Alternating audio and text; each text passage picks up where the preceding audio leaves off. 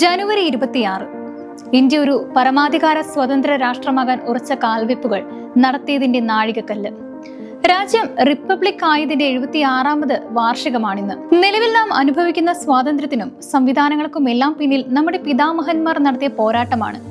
അവരുടെ മനക്കരുത്തും പോരാട്ട വീര്യവുമാണ് വിദേശ ശക്തികൾക്ക് പൂർണ്ണമായി അടിപ്പിടമായിരുന്ന നമ്മുടെ രാജ്യത്തെ തിരിച്ചു പിടിക്കാനും സഹായിച്ചത്.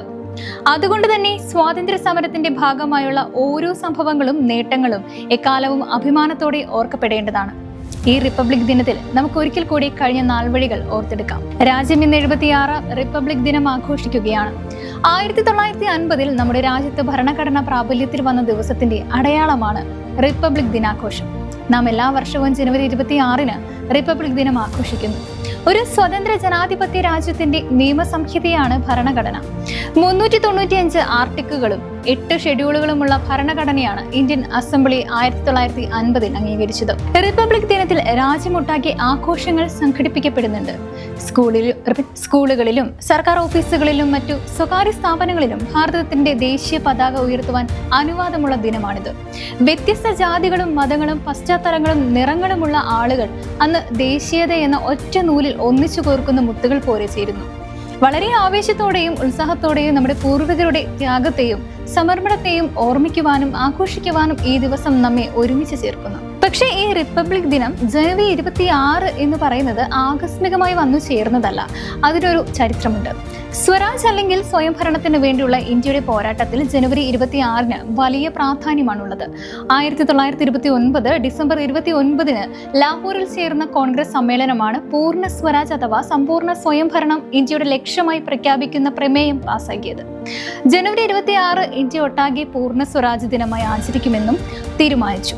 അങ്ങനെ 1930 ജനുവരി 26 ആദ്യമായിട്ട് സമ്പൂർണ്ണ സ്വാതന്ത്ര്യ ദിനം ആഘോഷിച്ചത്.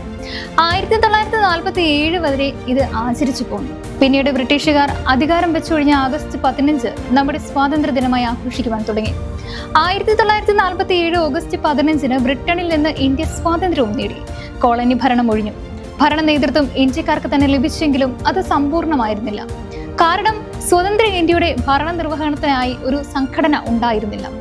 1947 മുതൽ 50 വരെയുള്ള കൈമാറ്റ കാലയളവിൽ ജോർജ് നാലാമനായിരുന്നു ഇന്ത്യയുടെ ഭരണത്തലവൻ. സ്വതന്ത്ര ഇന്ത്യക്ക് ഭരണഘടന എഴുതി ഉണ്ടാക്കുന്ന ബൃഹത് ദൗത്യം ഡോക്ടർ BR അംബേദ്കർ അധ്യക്ഷനായ കമ്മിറ്റി ഏൽപ്പിച്ചു.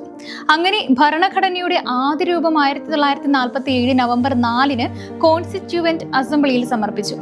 തുടർന്ന് ഭരണഘടനാ ചർച്ചകൾക്ക് അസംബ്ലി തുടർച്ചയായി ദിവസങ്ങളിൽ സമ്മേളിച്ചു. ഒടുവിൽ ഒട്ടേറെ ചർച്ചകൾക്കും മാറ്റങ്ങൾക്കും അവസാനം 395 ആർട്ടിക്കിളുകളും 8 ഷെഡ്യൂളുകളുമുള്ള ഭരണഘടനാ അസംബ്ലി അംഗീകരിച്ചു. 1950 ജനുവരി 24 ഭരണഘടനയുടെ ലിഖിത രൂപത്തിൽ അസംബ്ലി അംഗീകാരം നൽകുന്നത്.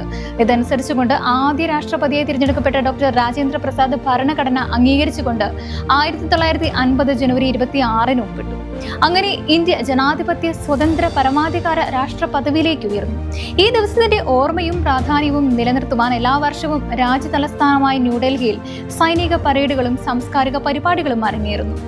ദേശീയ പതാക ഉയർത്തി രാജ്യത്തെ സേവിക്കുന്നതിനിടെ വീരമൃത്യു വരിച്ച രക്തസാക്ഷികൾക്ക് രാഷ്ട്രപതി ആദരാഞ്ജലികൾ അർപ്പിച്ച ശേഷം ആരംഭിക്കുന്ന പരേഡിൽ രാജ്യത്തിന്റെ അഭിമാനവും സമ്പന്നവും വൈവിധ്യവുമായ സാംസ്കാരിക തനിമകൾ പ്രദർശിപ്പിക്കപ്പെടും. രാഷ്ട്രപതി ഭവന് സമീപമുള്ള റൈസിന ഹില്ലിൽ നിന്ന് ഇന്ത്യ ഗേറ്റ് വഴി ചുമപ്പ് കോട്ടയിലേക്കാണ് ഘോഷയാത്ര. ധീരരായ സൈനികർക്ക് പരമവീര ചക്ര, അശോക് ചക്ര, വീർ ചക്ര എന്നിവ ചടങ്ങിൽ സമ്മാനിക്കുന്നുണ്ട്. അതിപ്രയാസകരമായ സാഹചര്യങ്ങളിൽ ധൈര്യം കാണിച്ച കുട്ടികളെയും പൗരന്മാരെയും പുരസ്കാരങ്ങൾ നൽകി അംഗീകരിക്കുന്നു.